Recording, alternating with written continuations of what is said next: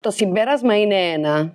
Ο πρόεδρος της Δημοκρατίας μένει ακάλυπτος, τα ερωτήματα δεν απαντούνται. Γιατί όταν όσοι κυβερνούν ένα κράτος και όσοι συγκυβερνούν φανερά ή συγκεκαλυμμένα, πιστεύουν ή συμπεριφέρονται σαν να είναι υπεράνω του νόμου, ιδίως σε θέματα εισφορών ή δωρεών, που δίνονται με αντάλλαγμα προνομιακή μεταχείριση, τότε δεν μιλάμε απλώς για κακή διακυβέρνηση, μιλάμε για θεσμική εκτροπή.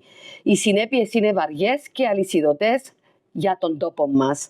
Κατάρρευση του κράτους δικαίου, οι εισφορές απλά μετατρέπονται σε συγκεκαλυμμένες δωροδοκίες, οι θεσμοί εργαλειοποιούνται προς όφελος του προεδρικού, η δημοκρατία αδειάζει από το περιεχόμενο της, η κοινωνία κοινικοποιείται και το κράτος γίνεται ευάλωτο.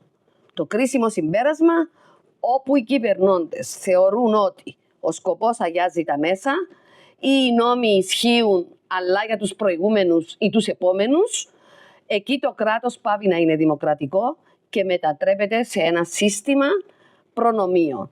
Και η μόνη πραγματική απάντηση είναι απόλυτη διαφάνεια και στις εισφορές, υποχρεωτική δημοσιοποίηση, ανεξάρτητος έλεγχος και καμία εξαίρεση όσο ψηλά και βρίσκεται κάποιος. Και σήμερα αντιμετωπίσαμε και πάλι τον τοίχο της άρνησης με τον έναν ή με τον άλλον τρόπο να δοθούν τα στοιχεία.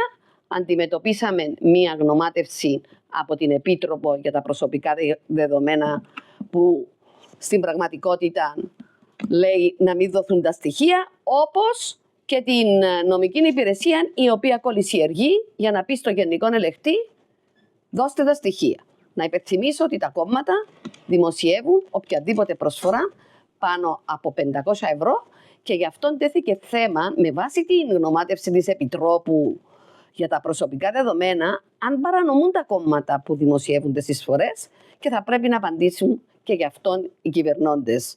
Γιατί όταν προσπαθείς να κουκουλώσεις ένα σκάνδαλο με αυτόν τον τρόπο, εκείνο που κάνεις είναι στο τέλος να θέτεις υπό αμφισβήτηση όλες τις καλές πρακτικές που γίνονται. Ευχαριστώ.